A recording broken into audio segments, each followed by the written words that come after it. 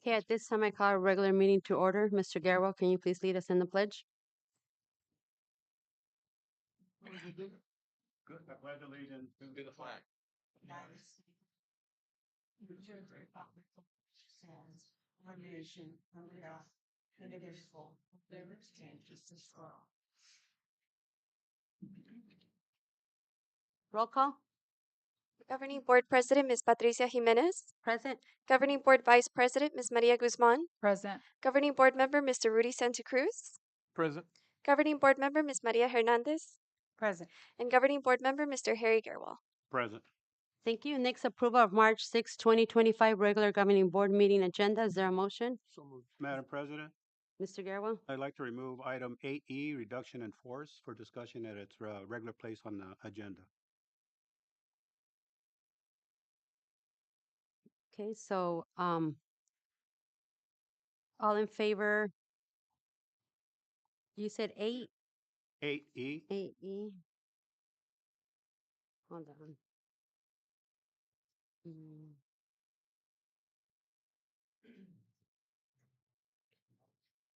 Okay, so do I have a motion to approve the March 6, 2025 early governing board meeting agenda with removing from consent item 8E, the reduction of force? Motion, all in favor? Do you, All in favor say aye. aye. All opposed say nay. Nay. Nay. I'm sorry?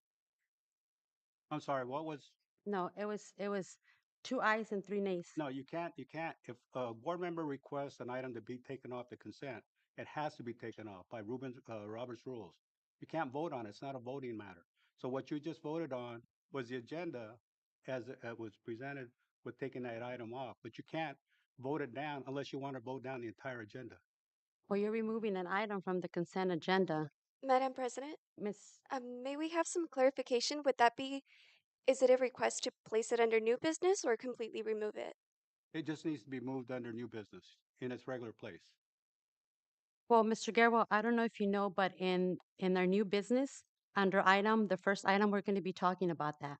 So if you look at, once we get to new Madam business, we're President, I'm going to not be going to debate discussing. this. It's by Robert's rules that if a board member requests an item to be taken. You have to have a majority vote. No, you don't. Yes, you do. No, you don't. No, you don't. You need to know Can you Robert's look rules. at that?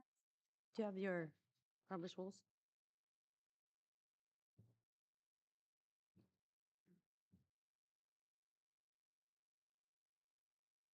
So under Robert's rule, it says, to do so, a member does not need to be recognized.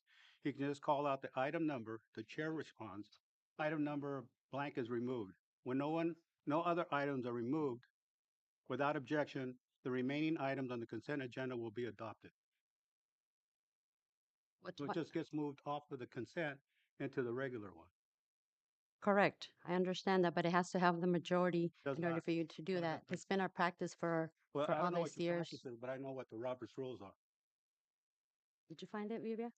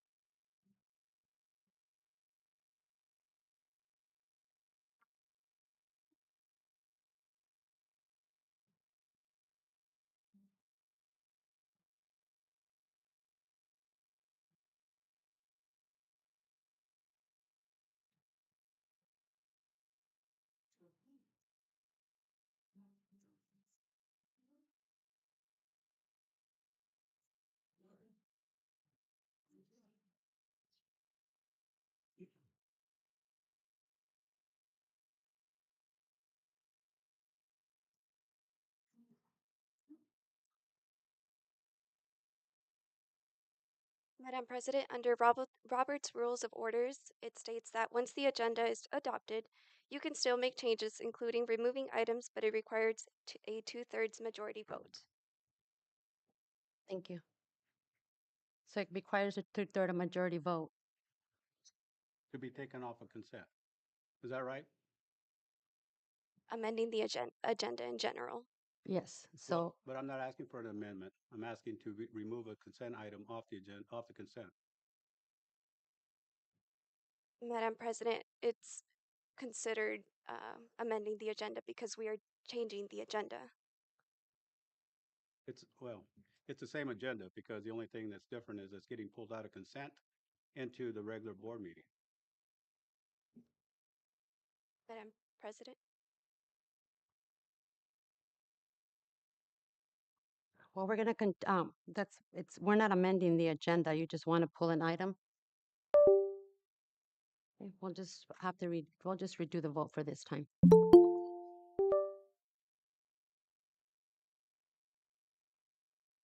Madam President, please give me a few minutes while I remove the item and place it under new business. Okay.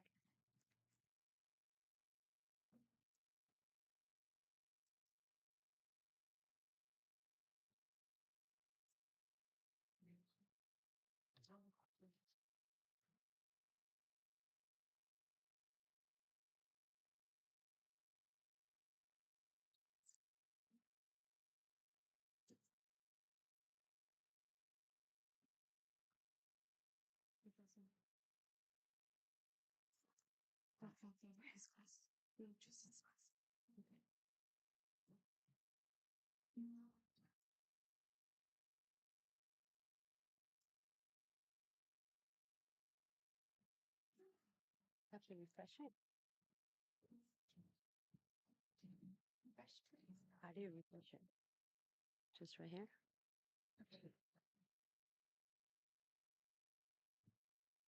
it okay if I refresh? Okay.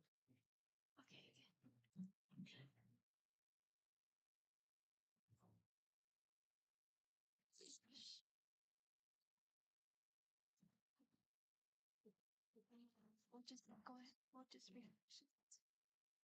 Yeah. It's okay.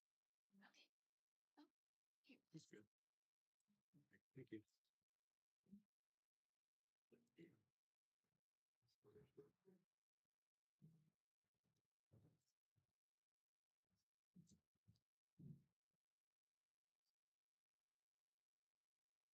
You guys all sit. Just call for the vote.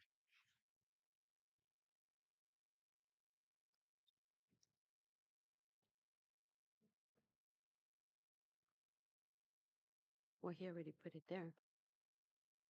So, Mr. Guerrero, do you want to make the motion now? Your item's there with the item now. So now we just make a motion to approve March 6, 2025 governing board meeting.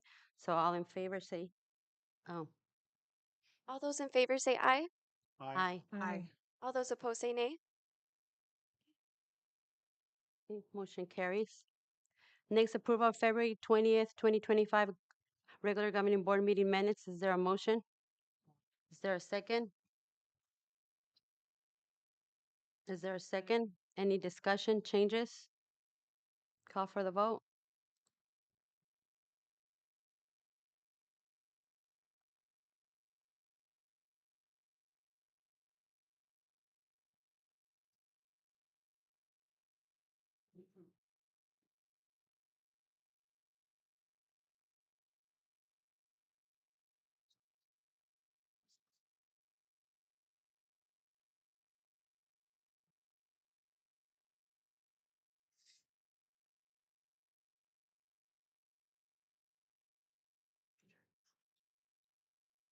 Did it go?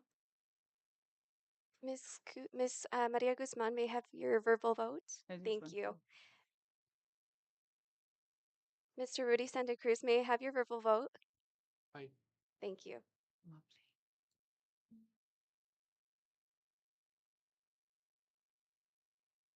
Okay, motion carries. Next, we have governing board reports. First is myself. Welcome, everybody. I just want to bring something to your attention. I want to bring the light of serious concerns about what's truly happening at the Isaac School District and its public schools and underserved communities across this nation. As you know, the MAGA Republicans' main objective is to attack communities of color. In this case, to attack our school district real estate away from us and to privatize them. This is real estate takeover play led by a Democrat. Oh, I mean, now it's an opportunist MAGA Republican, Arizona State Representative Matt Gress, whose main donors are private schools industries. It is also rumored that he has partnered up with one of our very own board members to shut down our schools for good.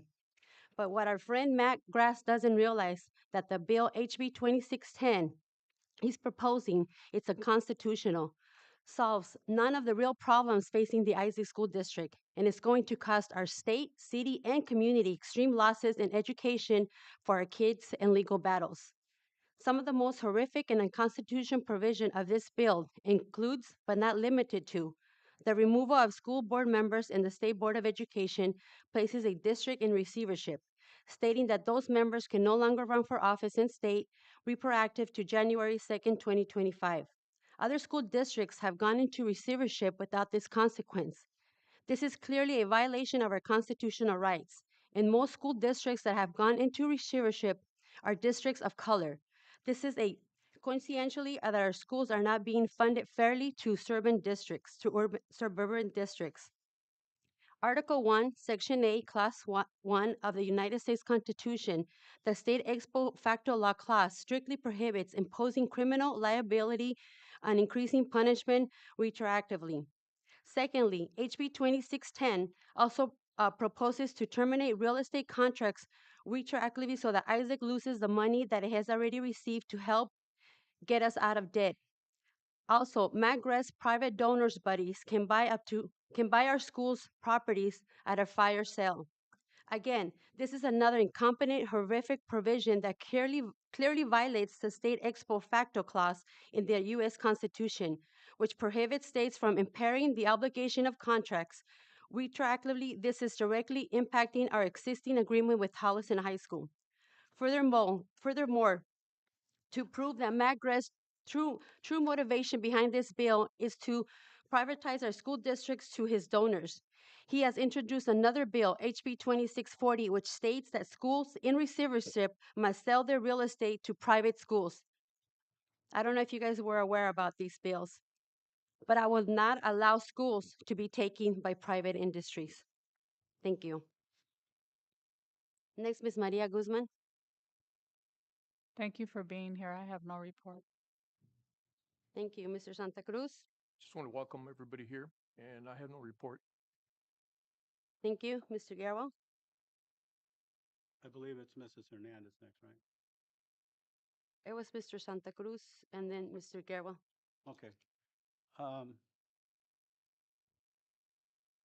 going to give up my time to Mr. Garwal so he can do his spiel. Good evening, everyone. Thank you. So this, one of the questions that keeps being brought up to me is, how did we get here? So I just put together a little summary here of what I understand and how we've gotten here. And also, some of these are pieces that have come out under the different hearings, especially the one over at the State Board of Education. So I'll start off with saying this was a preventable crisis that demands accountability and immediate action. The financial collapse of the Isaac Elementary School District is not just a failure of the system, it's a failure of leadership.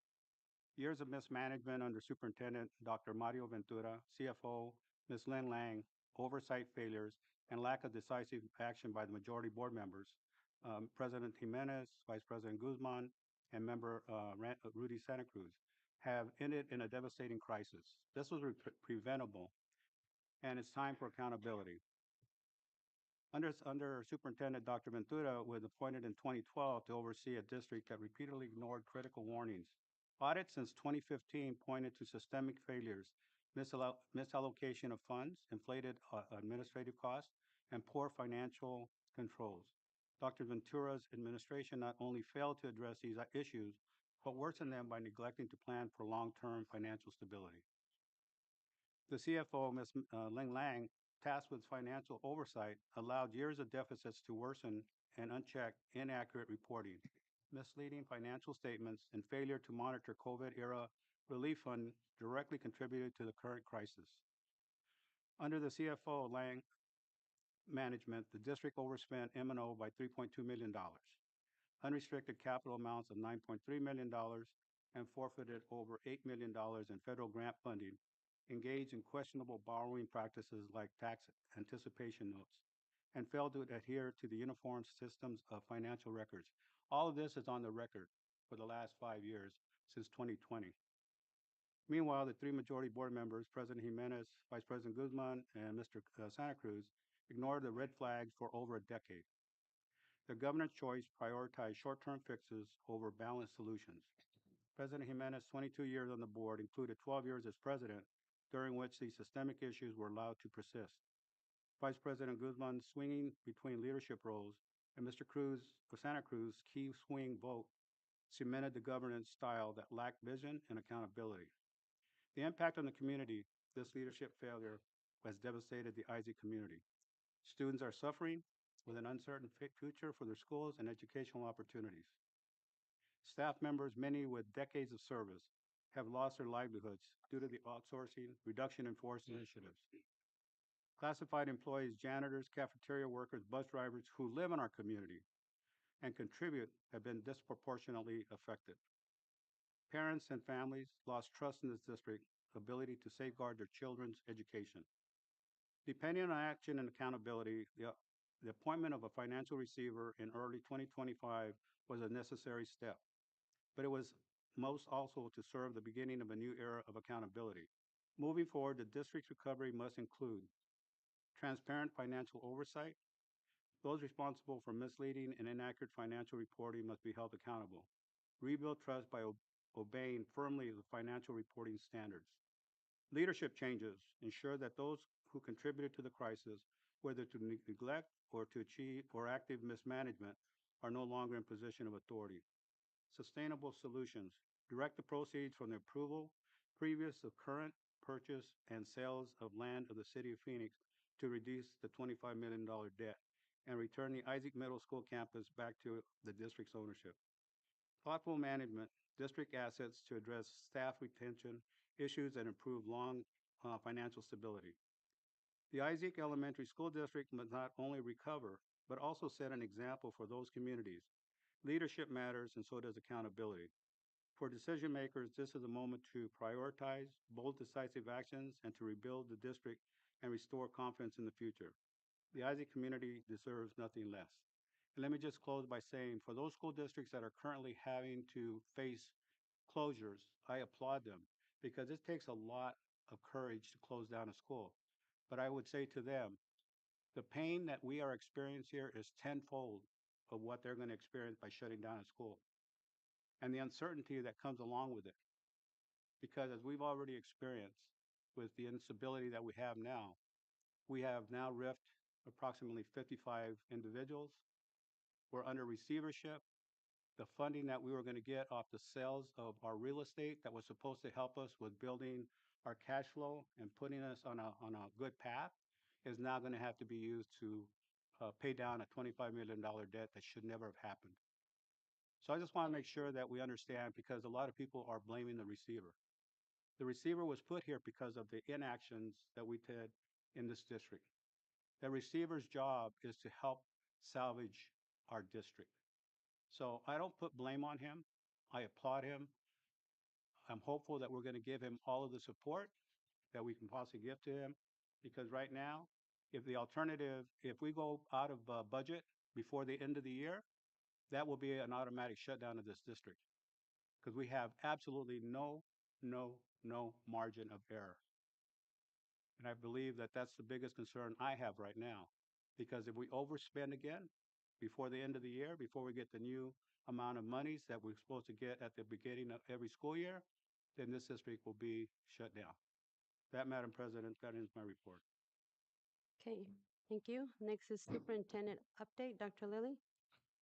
Madam President, members of the board, and the ISAC community, thank you for being here tonight. This week has been a testament of the resilience, the dedication, and the hard work of our students, staff, and community. We've seen remarkable moments of learning, student achievement, and ongoing efforts to strengthen our schools from students showcasing their growth in assessments to staff going above and beyond to support them. There is much to be proud of. At the same time, I recognize that last Friday and tomorrow bring difficult changes as we move forward with a necessary reduction in force. This is not a reflection of our staff, but rather the financial reality we must face as a district.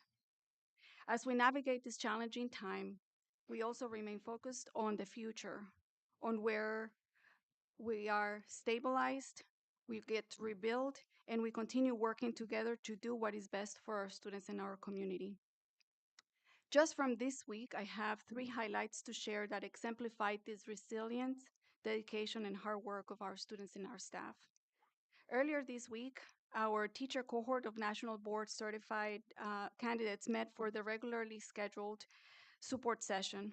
We appreciate Ms. Sarah Simpson and Ms. Chaya Patel, who for the past 3 years have supported highly effective teachers to take the leap into becoming nationally certified teachers by offering pre-candidacy courses each spring and facilitating monthly support sessions for those that entered the candidacy program.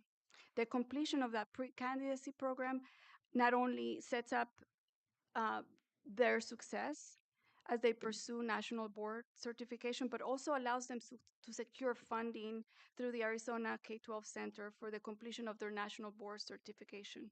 Thank you, Ms. Simpson and Ms. Patel, for your commitment to fostering excellence in teaching in our district, and a deep appreciation for those currently seeking national board certification, as well as the incoming cohort of pre-candidates that will begin their course later this year. Our second highlight is our Superintendent Student Advisory Committee, who met earlier today and has identified their community issue to focus on. They're committed to a new student welcoming program, particularly for students that are new to the school in the US.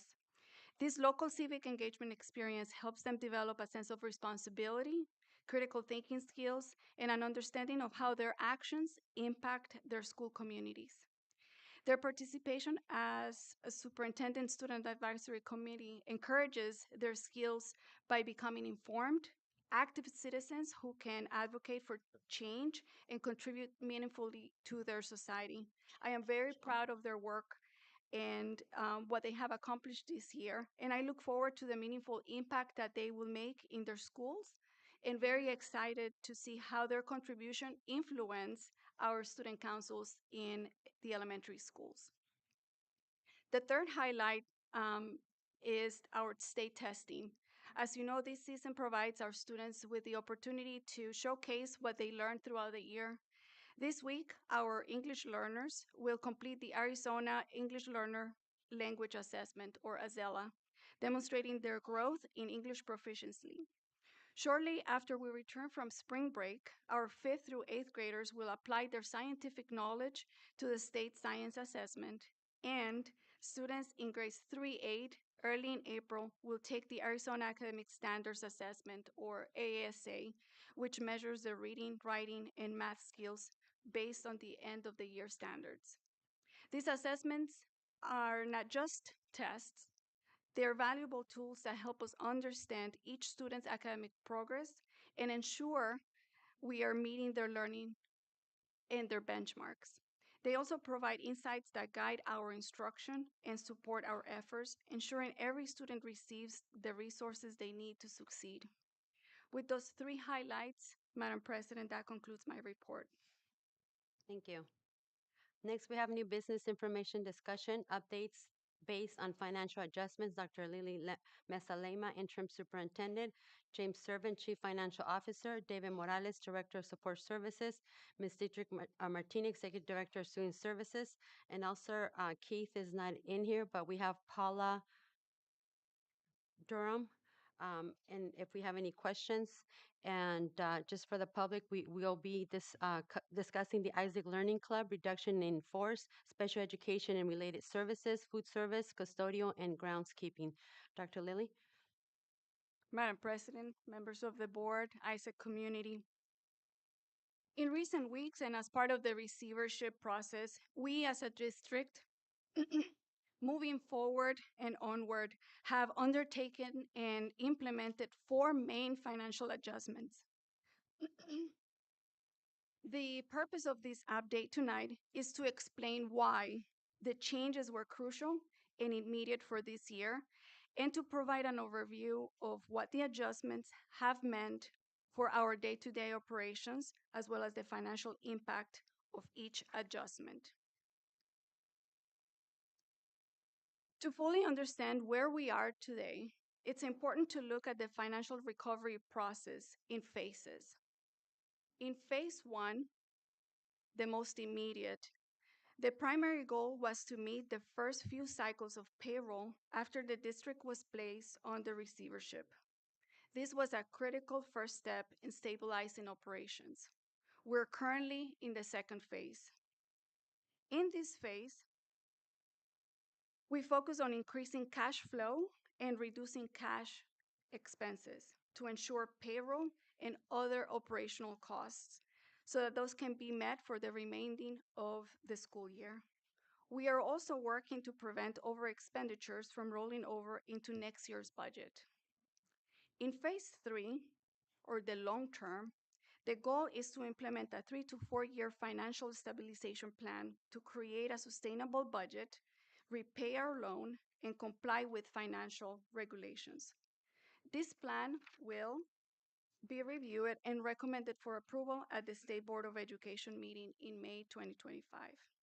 So let's dive into the next, the phase that we're in. If we click again. The theme of this phase has been right sizing to begin living within our means. During this phase, our receiver has focused on achieving financial stability through budget management and operational efficiencies, with the goal of keeping our district operational for the remaining of this academic year, despite the financial crisis. At the same time, we remain committed to providing students with the quality education experiences while laying the foundation for a stronger financial position next year. Although the shifts have been challenging for everybody, the financial adjustments were critical to undertake this year. Without this immediate intervention, the district will have continued to face immediate financial challenges, threatening our ability to meet financial obligations and sustain essential services for our students and staff. A primary objective of these measures is to reduce the cash expenditures, which are the funds directly spent on operations such as salaries, utilities, and supplies that are paid from available cash rather than from future revenue sources. Open budget capacity was another element, which is the financial flexibility within a budget that allows for adjustments and reallocations of resources without exceeding available. And improved cash flow was the third objective. The county and treasurer will only authorize additional expenditures if the district maintains a positive cash balance and the respective fund has the necessary capacity.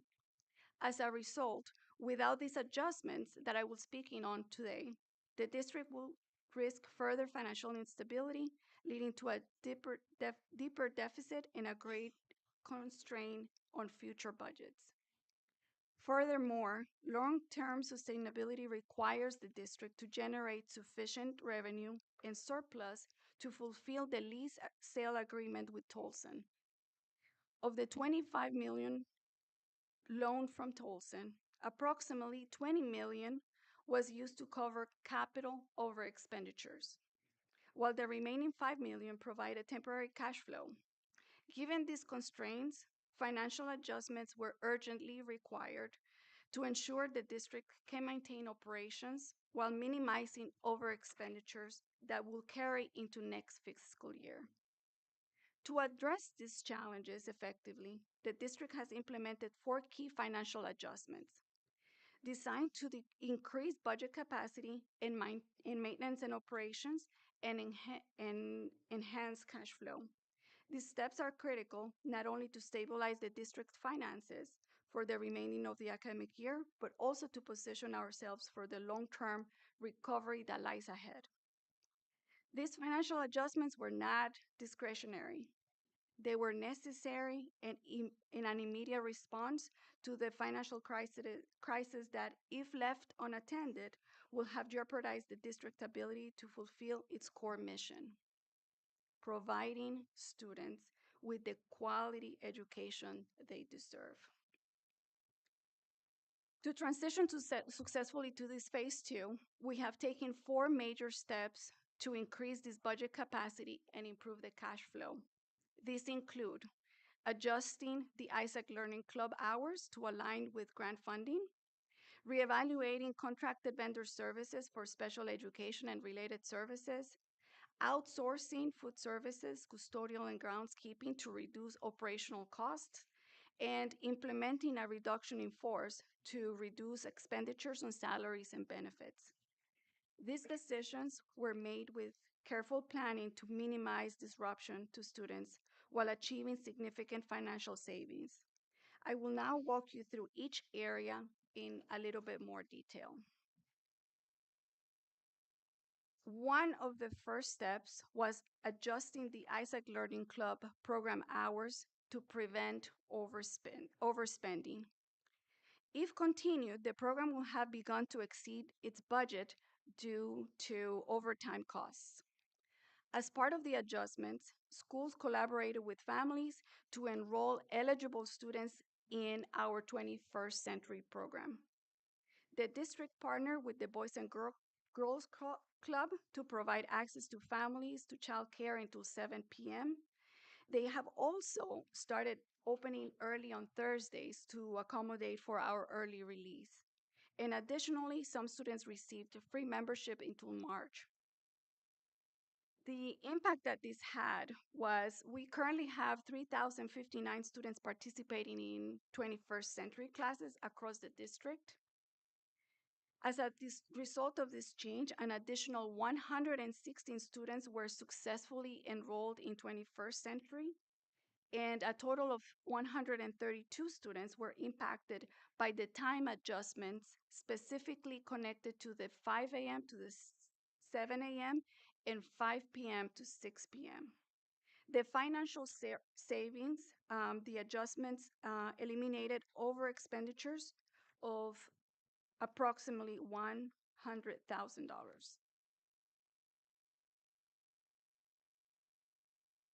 Now, the reduction in force, or RIF, was one of the most difficult but necessary steps to ensure fiscal stability.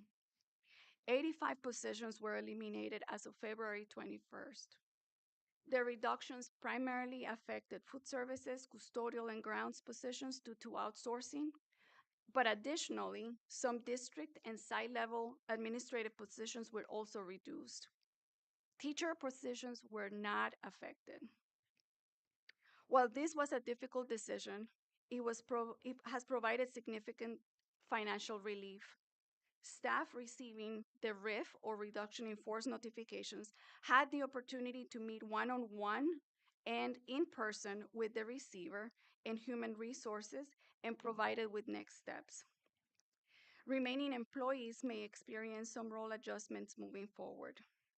In terms of cost reductions, approximately $1.45 million in savings for the remaining of this year, and approximately $3.35 million is projected for the next fiscal year.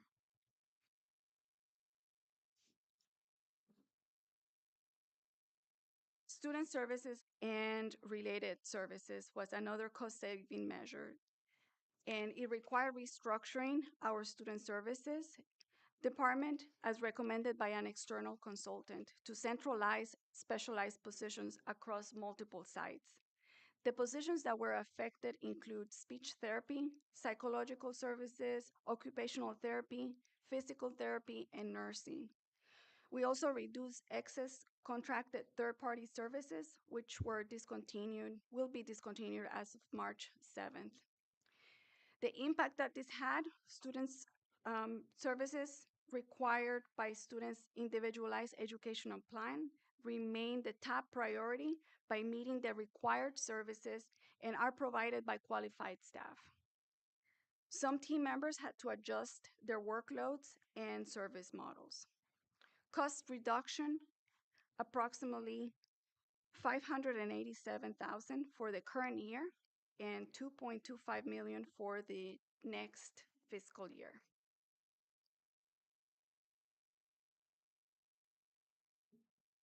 To further control costs, we outsource food services, custodial, and groundskeeping through a competitive request for proposal process to secure predictable costs. 66 staff members impacted by the reduction in force were invited to apply with the new vendor. This change eliminated district salary and benefit costs for these roles. 10 impacted staff members by the reduction in force have applied and been hired by ABM, the new custodial services company. 38 staff members impacted by the reduction in force have applied and been hired by Chartwells, the new food services company.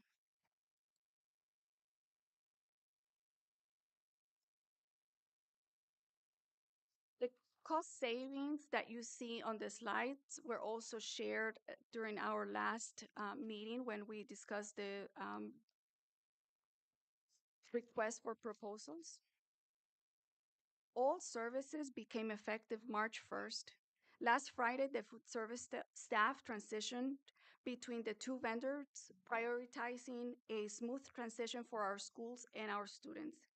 Custodial and ground services have also started their services this week, and schools have been reviewing the scope of work and making the necessary changes to their day-to-day to adjust to the reduction in services. Looking ahead, we are focusing on the long-term financial sustainability by one, right-sizing our schools to align staffing needs with student enrollment, budget planning for the 25-26 school year to ensure operational efficiency, implementing the 3 to 4 year financial stabilization plan, which will be reviewed in May 2025. We also expect approximately 3 million in over expenditures to be rolled into this year's budget. We are refining and revising the financial submission for the years 21 through 24 in alignment with the USFR, or the Uniform Systems of Financial Records, which are the set guidelines and standards used by school districts in Arizona to ensure proper financial accounting and reporting. The district is also awaiting several payments. The first one has already been received, the 5.9 million in ESSER 2 reimbursements. Expected are approximately 2.2 million in the monthly state aid, and proceeds from the sale of the 2941 North 43rd Avenue property, which will be approximately 2 million.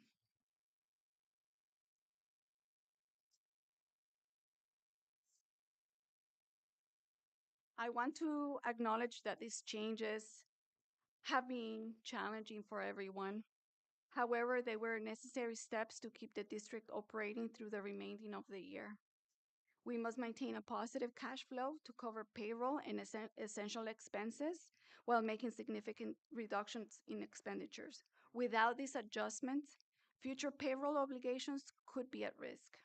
Reducing cash expenses, creating budget flexibility, and improving cash flow are necessary steps to ensure financial stability. While these decisions have not been easy for the receiver to make, they are critical for sustaining district operations and meeting our financial commitment. I appreciate your support and commitment as we move forward and together. Mr. Servin, Mr. Morales, Mr. Martinez, and I are available to answer any questions that you may have. Thank you. Does the board have any questions? Madam President? Mr. Guerra.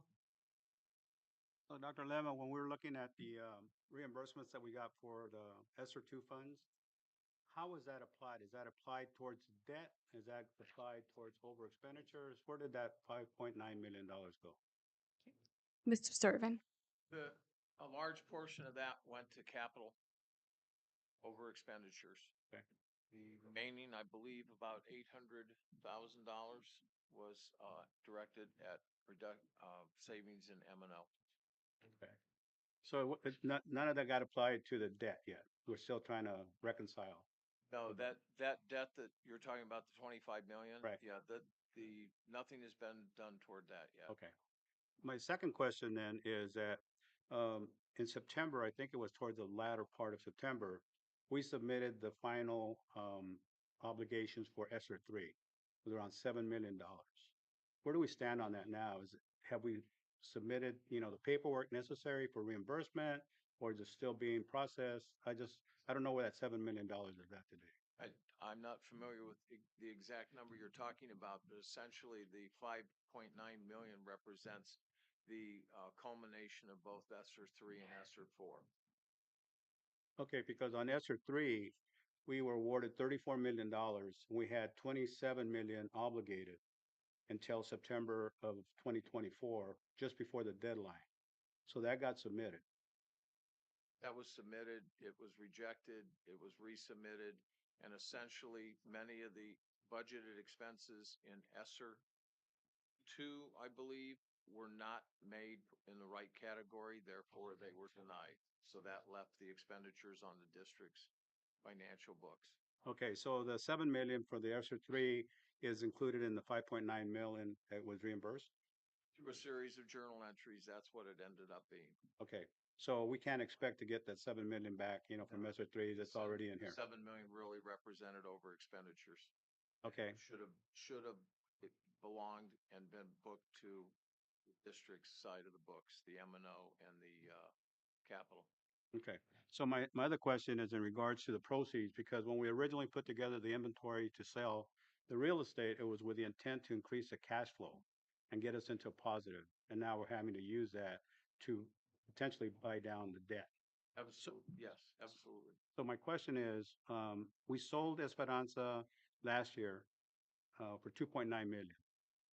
Are those monies been applied? Have they been redistributed and trying to reconcile, or where is that $2.9 million at? I do not know the specifics on where the proceeds, if we've received it yet.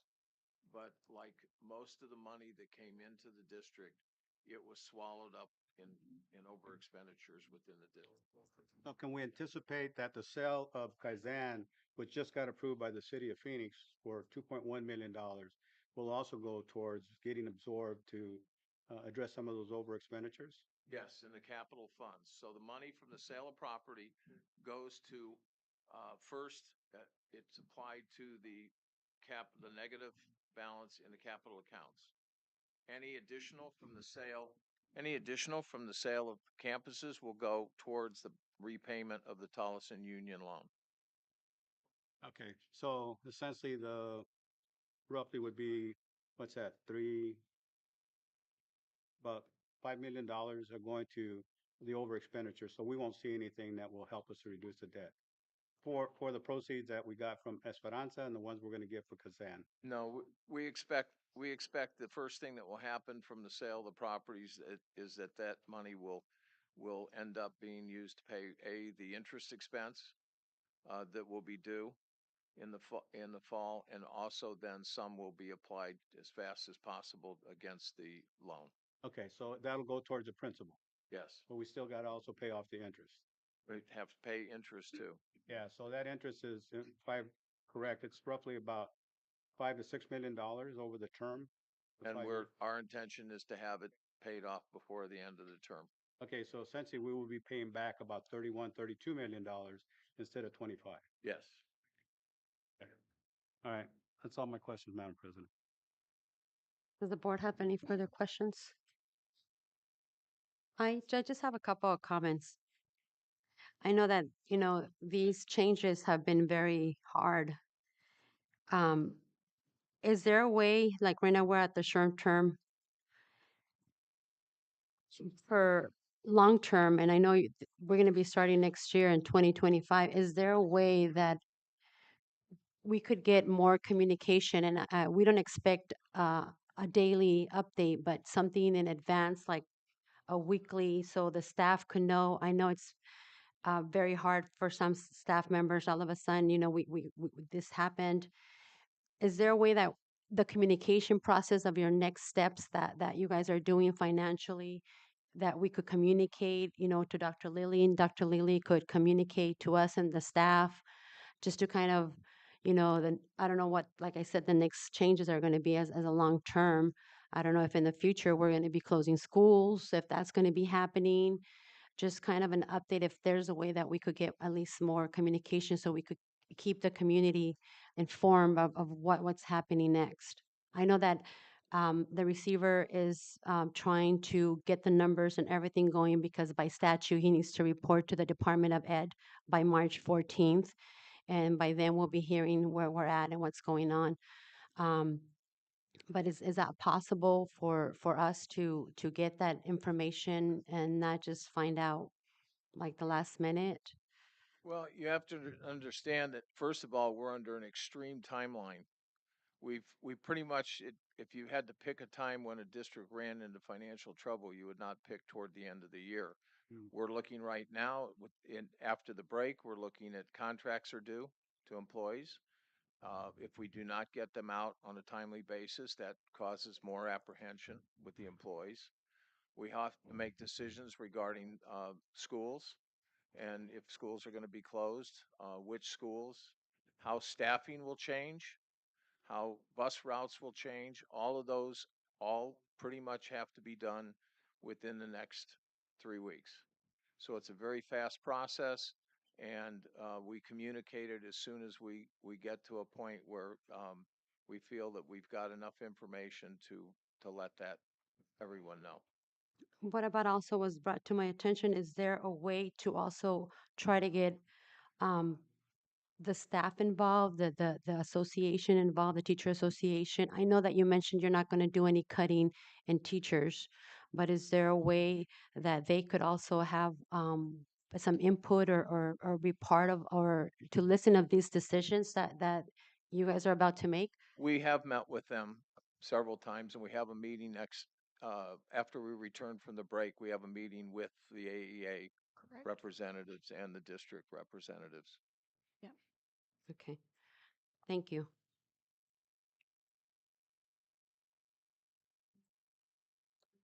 Okay, next we have approval of reduction in force. Is there a motion?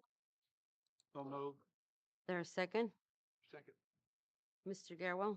Yes, Madam President. The reason I wanted to pull this one off the consent is because I wasn't clear in regards to those that are being riffed, if they were eligible, number one, for unemployment, and were any of their benefits impacted because of the reduction in force? So they are entitled, because they were RIF, they are entitled to apply for uh, unemployment benefits. So that is certainly one of their options.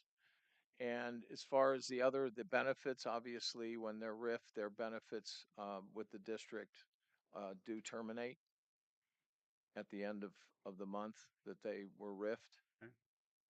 And they all received in their notice the fact that they're open for rehire. It's not based on performance whatsoever. It's based on a need to reduce expenses.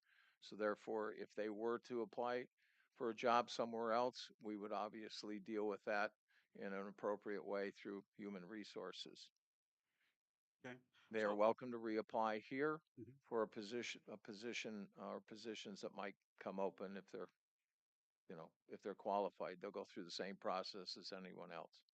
Madam President, one other question in regards to the benefits. So those that had PTO or other benefits that they had already amassed, were they able to cash those out, or did they lose those because they didn't use them?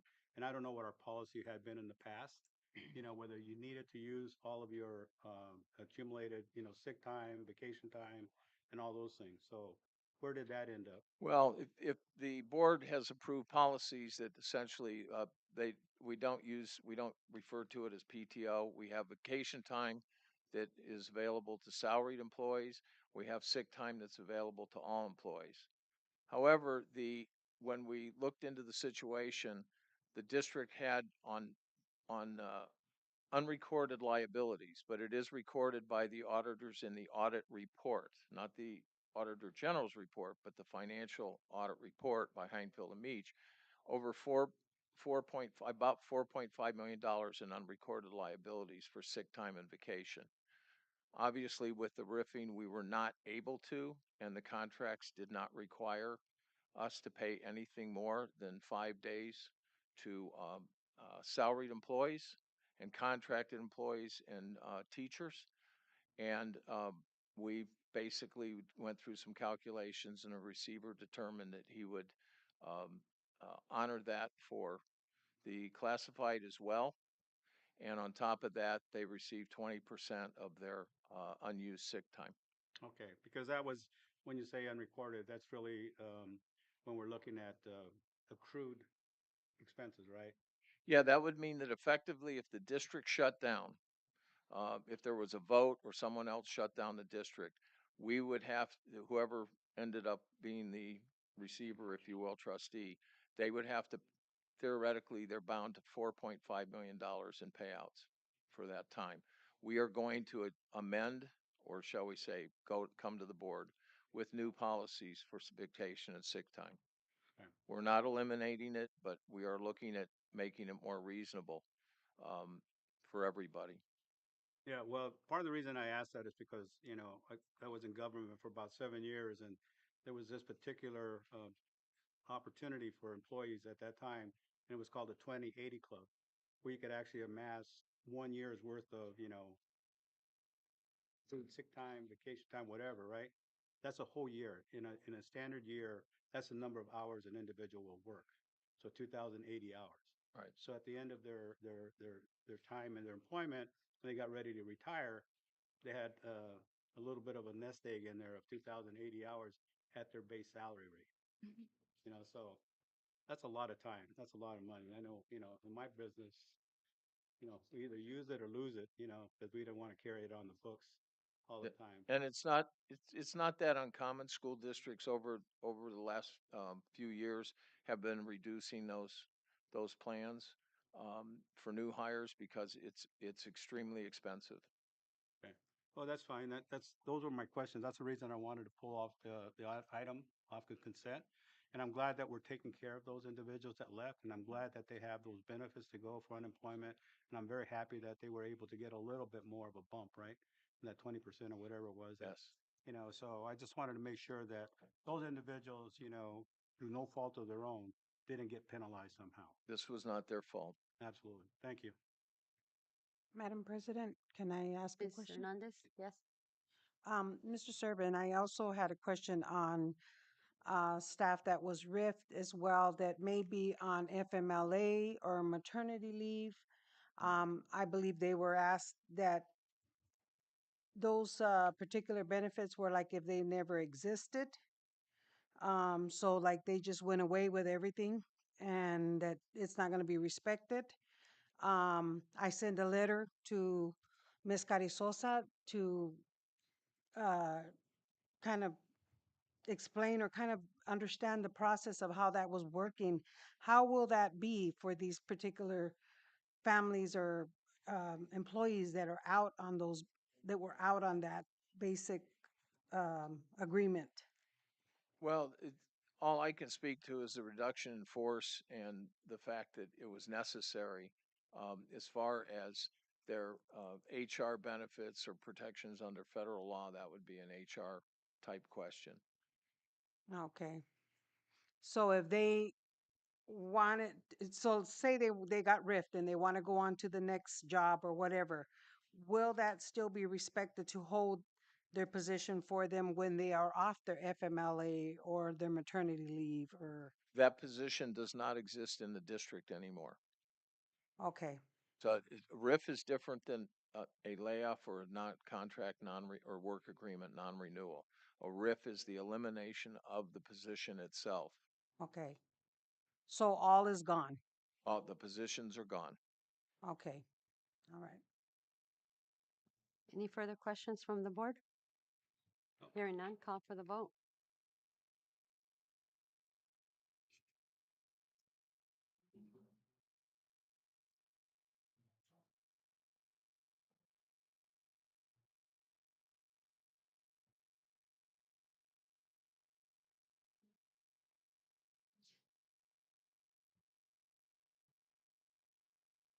Motion carries.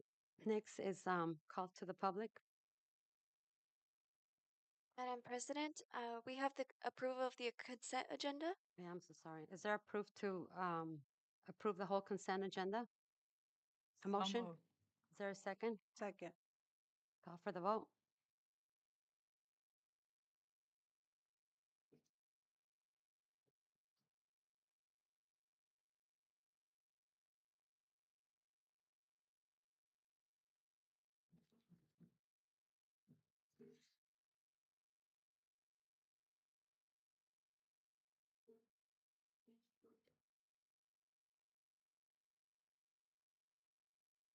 Okay, motion carries. Now call to the public. Madam President, this evening we have requests to address the governing board. I'd like to remind the public that personal attacks upon board members, staff personnel, or other persons in attendance or absent by individuals who address the board are discouraged. Presenters are cautioned that statements or representations concerning others that convey an unjustly unfavorable impression may subject the presenter to civil action for defamation. Policies KE, KEB, KEC, and KED are provided by the board for disposition of legitimate complaints, including those involving individuals. Upon conclusion of the open call to the public, individual members of the board may respond to any criticism made by an individual who has addressed the board. Please limit your comments to 3 minutes. First, we have Sonia Valdez.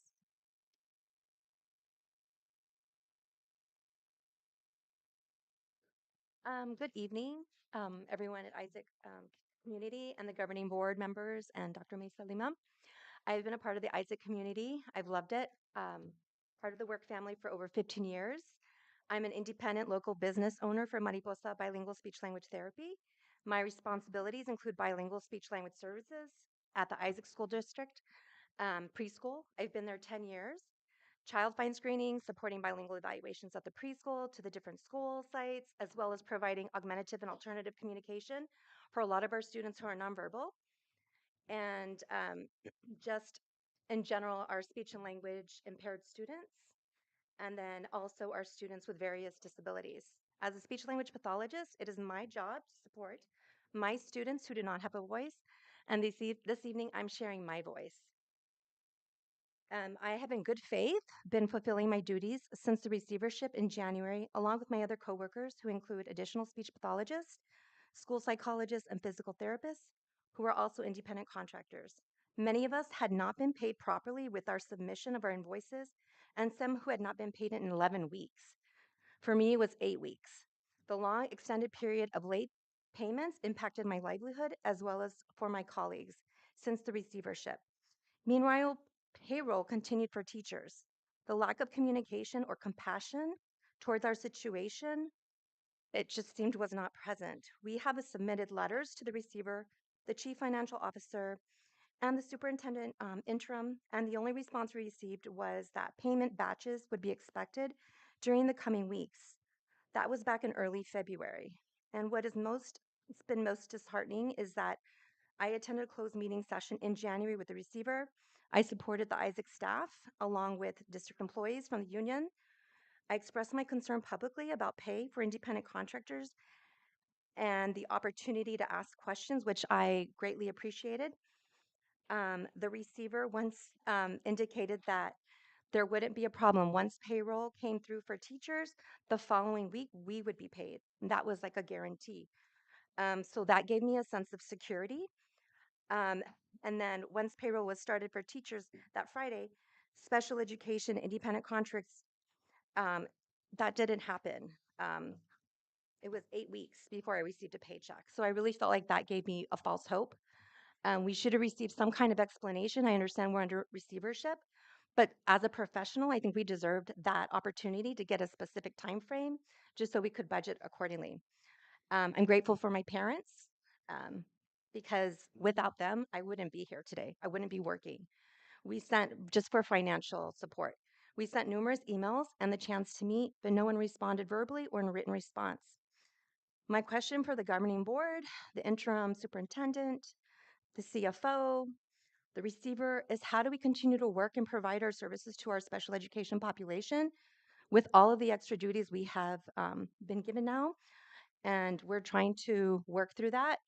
When payments have been slow in coming and no communication, how is this going to be rectified for us? And we are in the trenches. We're the ones left that are providing the services for our students. I'm very passionate about it because I've been here for so long, and that's passionate in my heart for my students who are nonverbal, who are, I mean, I've been with the Isaac family for a long time, so this has been very traumatizing, to say the least. Um, and so we're trying to do our best. But it's just been very disheartening that we haven't received that communication. If we could have had that communication, I think that would have been a little bit more easy. I'm going to say easier, but just a little bit more understanding. But we just haven't received any communication. So Thank you. thank you. Thank you. Dr. Lily, can you please get back to her? Thank you.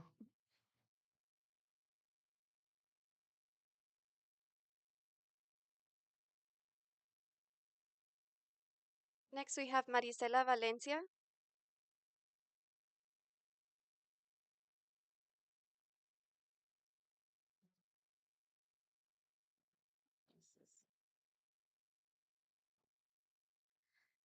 Good evening, Isaac community. My name is Marisela Valencia.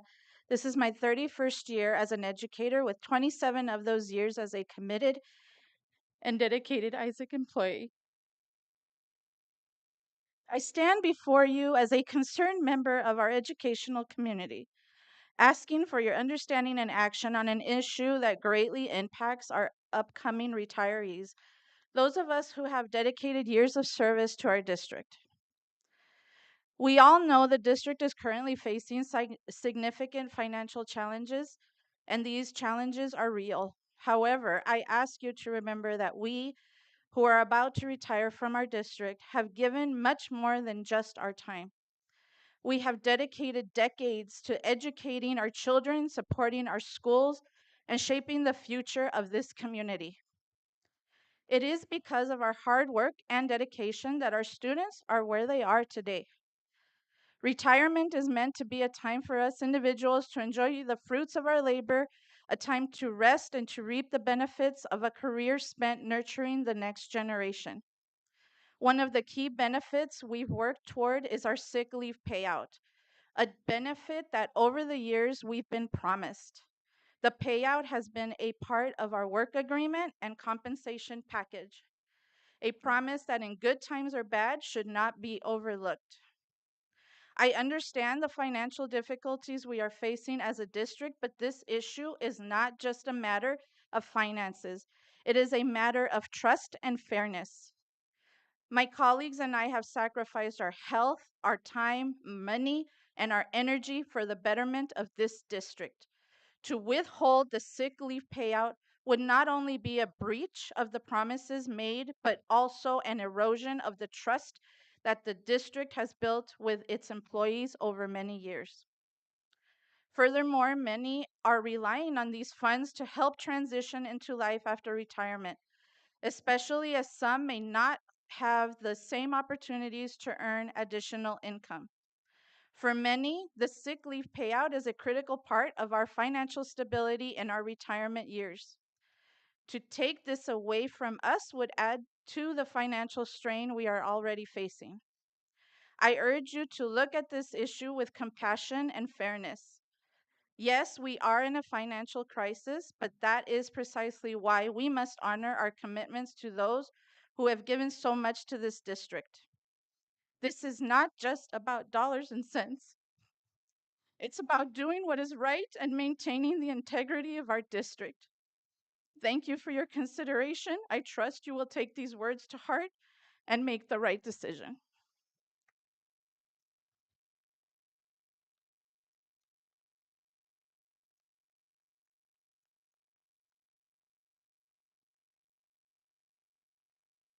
Next, we have Mariana Stevens.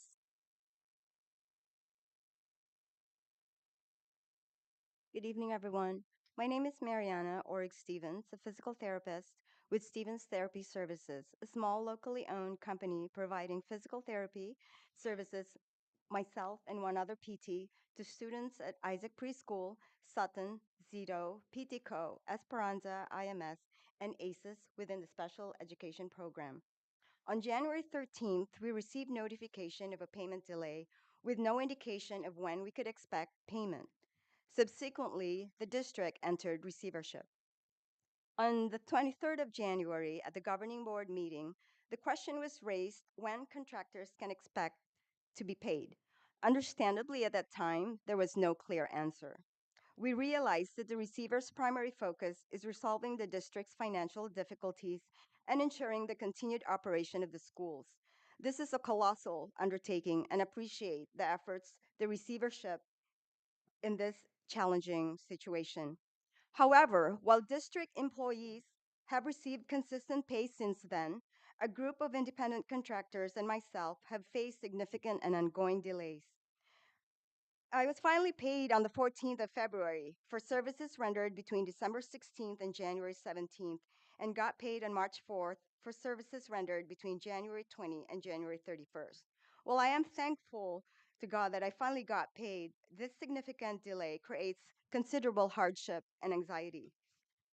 Despite this financial uncertainty, when to expect our salaries, is it going to be in 30 days or more or whatever? My colleagues and I have remained fully dedicated, have demonstrated unwavering commitment, continuing to provide essential services to our special education students without interruption. We have showed up every day, working with our kids directly from school to school, completing reports that are mandated by federal and state laws. We truly love working with our amazing kids every day. And over the years that I've worked at Isaac, I have had the pleasure of knowing many of the families since their children's preschool days and watching them grow and develop through elementary and middle school.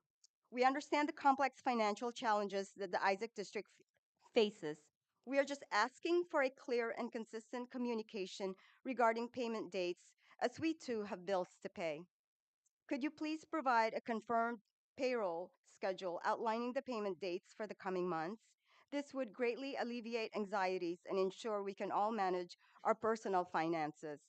The ongoing delay is unfortunately unsustainable, but we are committed to serving the students within the special education program and the community that we serve.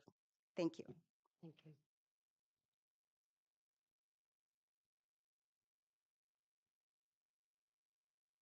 Next, we have Juan Rojas.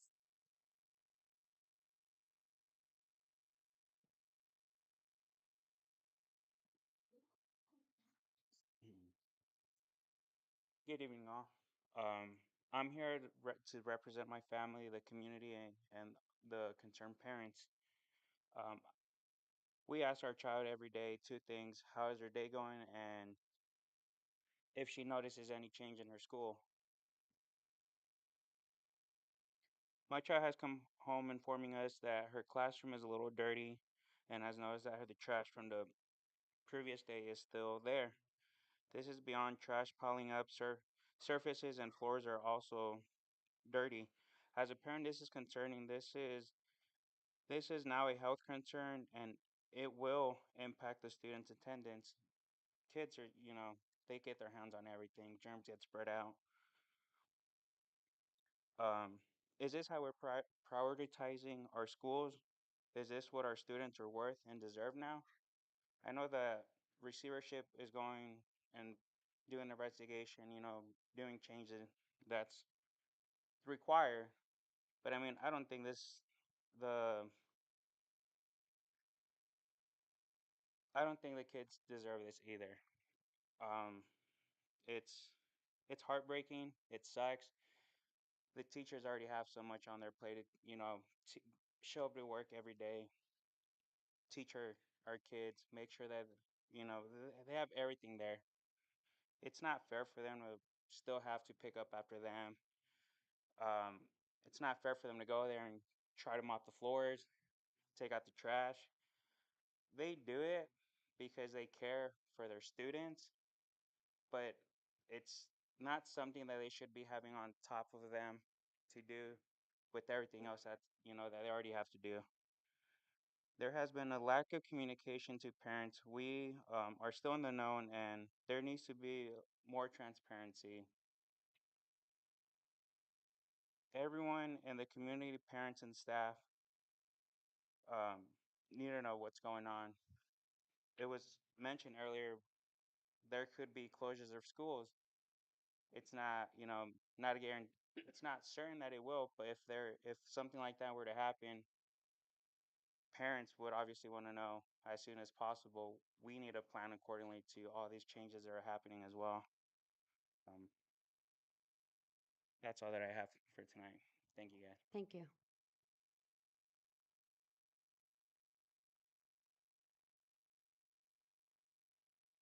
Next, we have Andrea Valencia.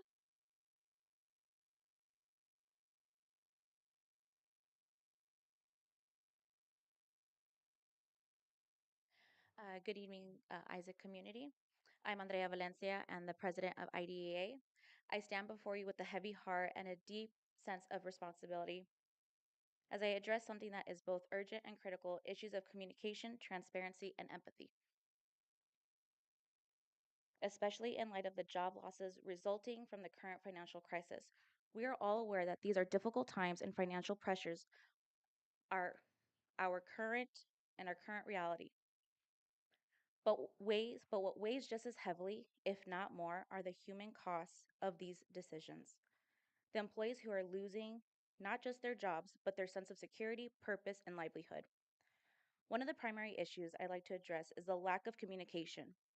Many of our team members and veteran members of our staff community are left in the dark about the rationale behind the layoffs and the overall financial direction of the district. In times like these, the communication isn't just a courtesy, it's a necessity.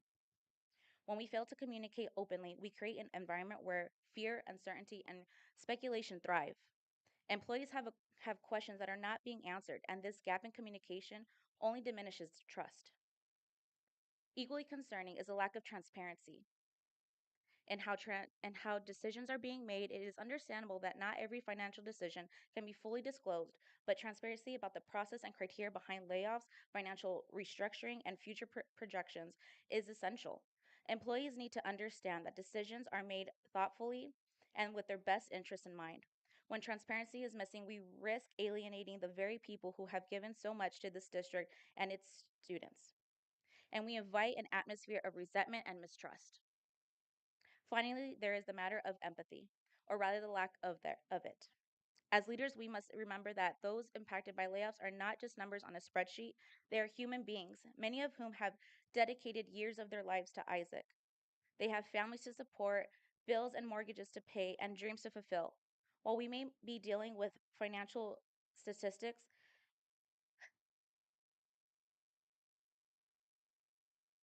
they are facing emotional, personal challenges. Empathy is about recognizing their path, acknowledging their contributions, and offering support through this difficult time. I urge the board to lead with dignity and compassion, to prioritize honest and clear communication, and to strive for transparency in every decision we make. Our employees need to feel seen, heard, and valued, not just as workers, but as people. If we do not, we risk losing more than just talent. We risk losing the heart of Isaac District. Thank you. Thank you.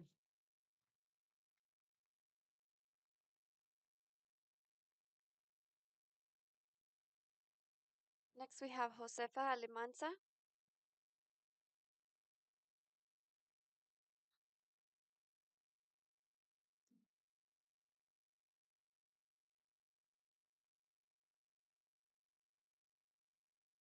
Josefa Almanza. Next, we have Cynthia Sylvia Garcia.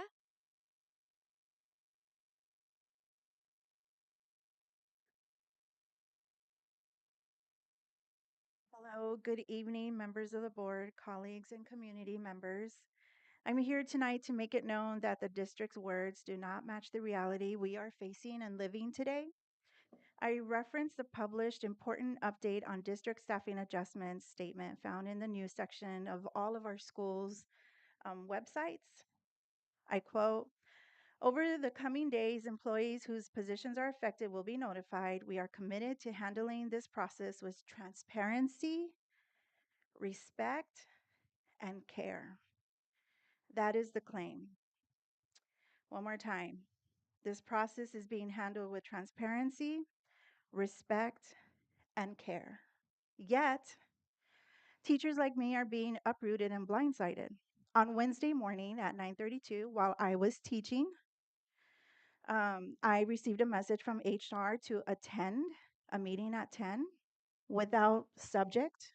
Didn't know what it was about. I was given no time to notify my union, no opportunity to have a representative present, and no chance to prepare. I didn't even know I could request like a reschedule or something. This is not just unfair, it is deliberate act of isolation and intimidation, I think, in my opinion. This is not transparency. This is not respect. This is not care. Um, this is ambush decision making and a denial of due process. The district says they are not choosing schools, they're not closing schools, yet they are stripping them of the resources they need to function, such as teachers, right? Wouldn't you think a school need teachers? Um, if a school has no teachers left, what is there if not closure, right? Using our inferencing skills here. Um, so one might have a rebuttal and say, well, not all the teachers have been removed.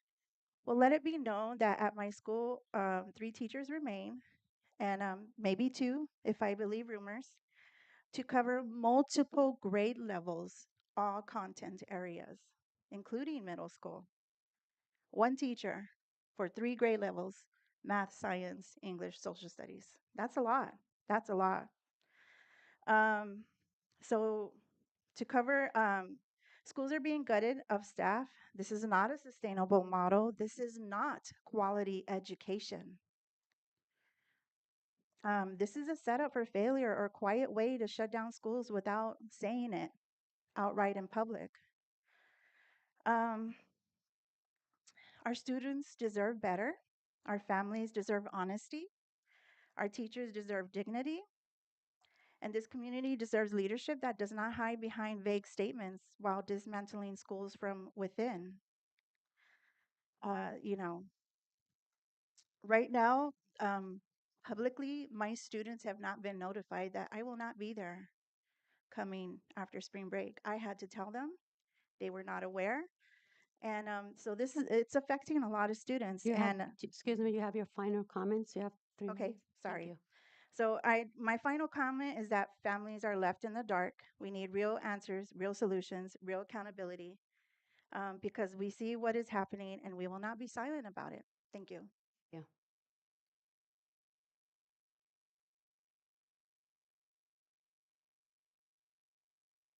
Next, we have David.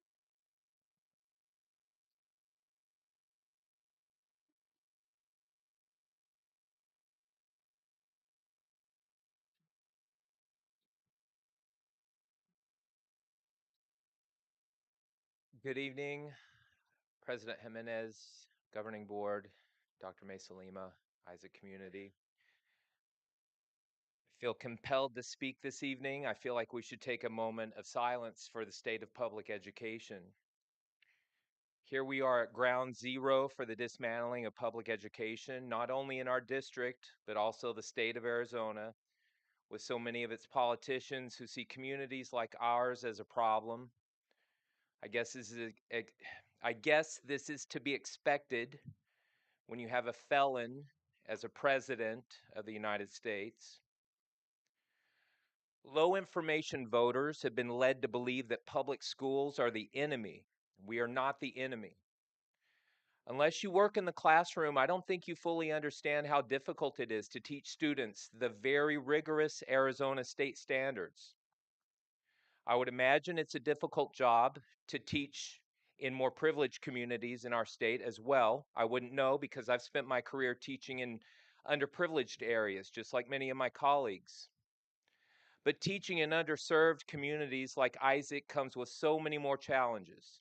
The amount of time it takes to plan for how to meet the needs of all your students and prepare materials and reflect on your lessons is not something that can be done only during your contract hours. But we teachers meet these challenges to the best of our abilities. We meet these challenges despite our leaders, not because of them. ADE does nothing to help teachers, and I might add that the district office does not make our jobs any easier. The amount of testing that we put our students through that Dr. Mesa Lima mentioned earlier as opportunities are just more obstacles and hoops that our schools have to jump through. This over-testing does nothing for students and it does not inform our instruction. It's just another mandate from a state government that doesn't respect communities like ours. More privileged communities, charters, private schools, they don't put their students through the amount of testing and data collection that we do here. It's just another tool to justify the dismantling of our public schools.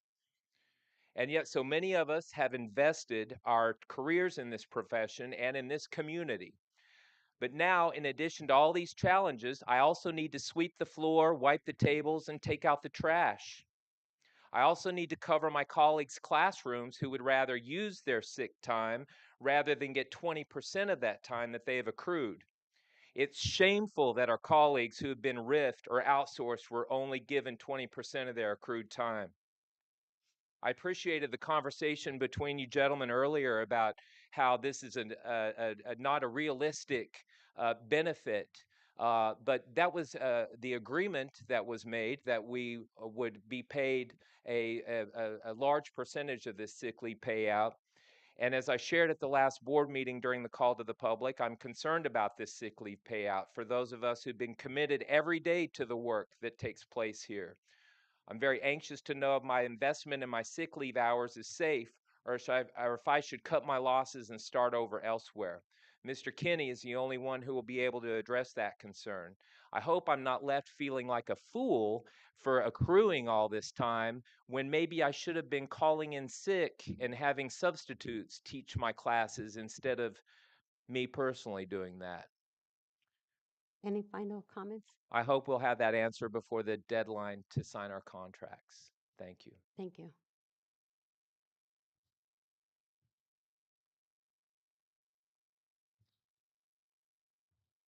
Next, we have Carmen Terrell.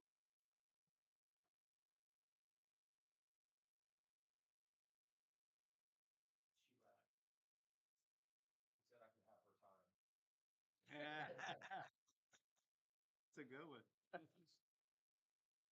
Next, we have Susanna.